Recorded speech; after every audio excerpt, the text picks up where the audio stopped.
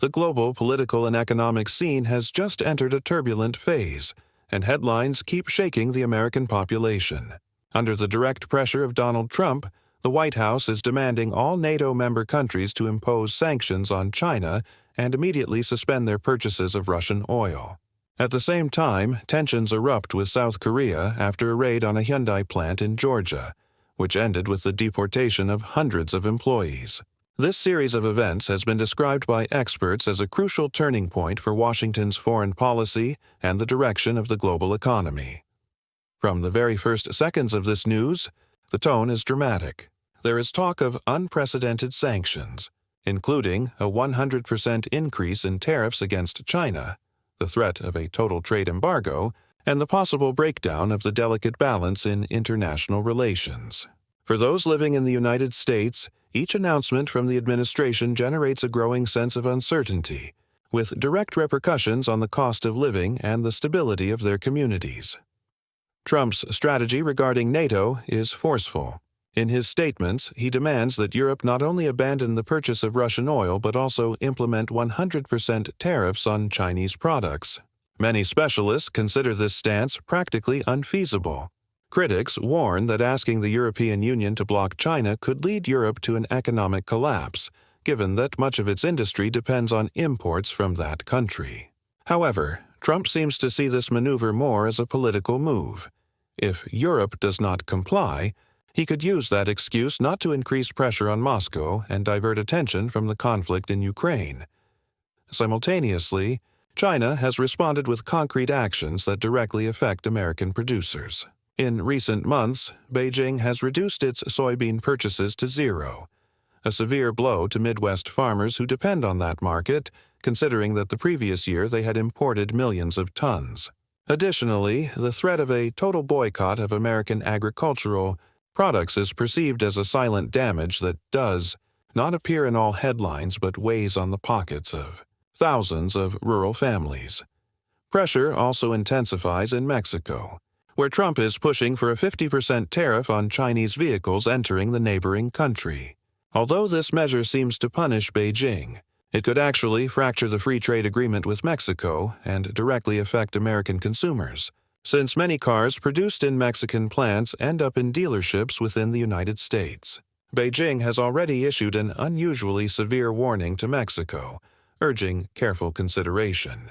Meanwhile, Chinese companies like BYD and Chery are moving their production to Brazil, a BRICS partner, assuring that even with Mexican sanctions, vehicles will continue arriving on the continent. What has most surprised public opinion in the United States is the episode with Hyundai. After committing more than $21 billion in new investments in the country, the company was hit by an immigration service raid that ended with the deportation of more than 400 workers from a plant in Georgia. For the common population, this event raises an immediate question: how to attract international investments if strategic partners perceive that the government can act with such unpredictability? The South Korean president himself warned that such decisions put investment plans at risk, and numerous analysts agree that episodes like this undermine confidence in the legal security of the United States. In the streets and local media, the perception is that a poker game is being played with very weak cards, a bluff on the global table. Although the White House insists that other countries will bear the cost of tariffs, it is American consumers who feel the price increases, from vehicles to food. We therefore face an international pressure strategy or a policy that could isolate the United States even more on the global trade board. That is the big question left open for debate. The escalation of tensions does not end there because, according to the most recent fragments of the political debate, Trump has also put India in his sights. What began as a confrontation with China and Russia now threatens to extend to one of the largest emerging economies in the world. In 2019, India imported barely 1% of its oil from Russia. Today, it depends on Russian crude for 40%, taking advantage of discounted prices ranging from $7 to $10 per barrel to then refine it and sell it on the international market with a considerable margin.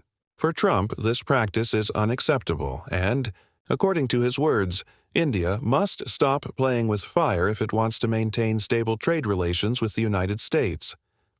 Experts in Washington suggest that the strategy intends to send a double message: to pressure New Delhi to move away from Moscow and, at the same time, prepare a new wave of U.S. tariffs in case India does not cooperate. However, an obvious contradiction appears. Can the United States afford to face China, Russia, Mexico, South Korea, and India simultaneously? Some analysts warn that opening so many fronts in this trade war could become a major strategic error, which would not only harm the global economy but also the United States' reputation as a reliable power. Meanwhile, Beijing is not inactive.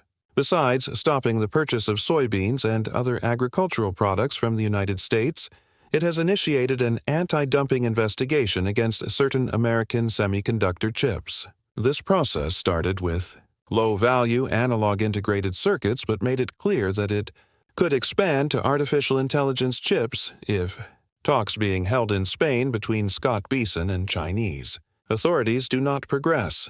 This action should not be underestimated.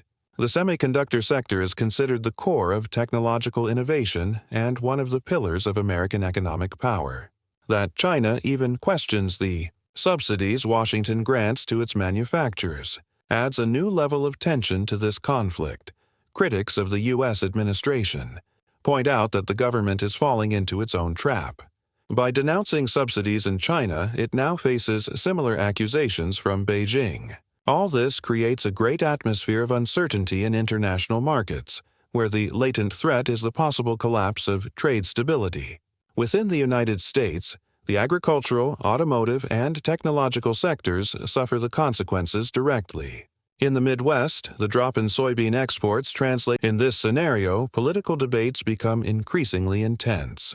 Some support Trump's tough stance as a way to recover jobs and demonstrate leadership, while others warn that this rigid posture could lead to a dead end.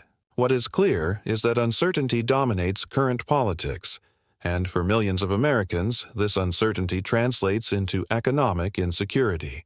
The big question is whether this strategy of multiple sanctions, aggressive tariffs, and embargo threats will really benefit the common population or, on the contrary, only deepen divisions in the world economy and raise the cost of living within the country. Pressure intensifies, and the global board seems to change every hour with new moves that leave American citizens wondering whether the administration has a clear strategy or simply responds to each move by Beijing, Moscow, and now also Mexico and Brazil. The Mexican case is especially delicate, as the United States has always considered Mexico a strategic trade partner within the framework of the United States-Mexico-Canada Agreement. But with the arrival of a wave of Chinese tariffs entering the Mexican market, the door opens to a confrontation with unpredictable consequences. For many analysts, this move not only affects China but also erodes Mexico's trust in Washington, especially since Trump has hinted that if Mexico does not cooperate, even the terms of free trade with its northern neighbor could be questioned. The situation takes on a more dramatic tone. China is already moving its strategic pieces and transferring part of its automotive production to Brazil, a member of the BRICS group that offers more stable conditions and a closer political link. From a Brazilian plant, Great Wall Motor has launched its first electric vehicle while expanding its facilities to manufacture pickup trucks. Meanwhile, Chery is partnering with local companies to consolidate a production center. For Beijing, the message is clear. If Mexico closes one door, Brazil opens another, and vehicle exports will continue arriving on the continent, just from a different point of origin. The restructuring of supply chains places Mexico in a delicate situation, as it risks losing investments and becoming trapped between pressure from the United States and China's ability to reorganize its trade alliances.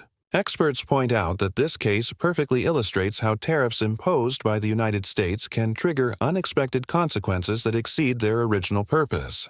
Meanwhile, the Hyundai incident continues to generate international outrage.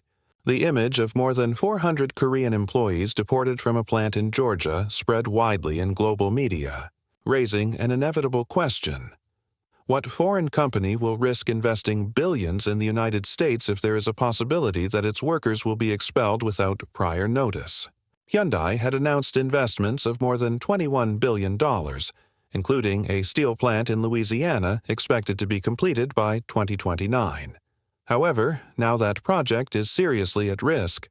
Critics of the U.S. administration consider this situation a genuine setback that damages Washington's confidence among international investors.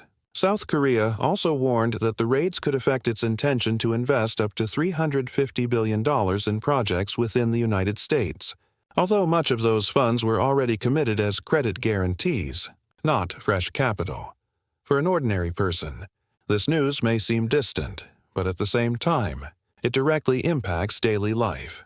On one hand, these seem like conflicts between great powers, but on the other, they translate into increases in supermarket prices, delays in the arrival of more affordable vehicles, or even job losses in local factories that depend on exports.